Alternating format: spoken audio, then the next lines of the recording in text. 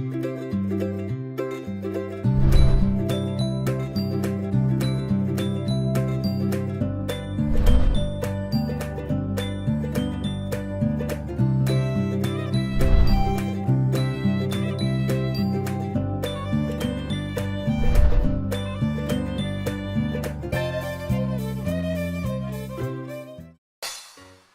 arkadaşlar, ben Sağlıklı Yaşam kanalından Nur.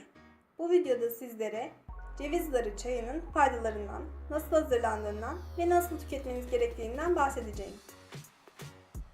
Bu çay için malzemelerimiz bir tutam ceviz darı, bir fincan kadar da kaynamış suyumuz mevcut.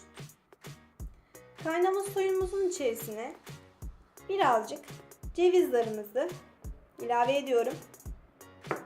Ve ardından 2-3 dakika daha kaynamaya bırakıyorum. Daha sonra 5 veya 10 dakika kadar dinlenmeye bırakabilirim. Aynı normal evde yaptığımız diğer çaylar gibi rengini verecektir.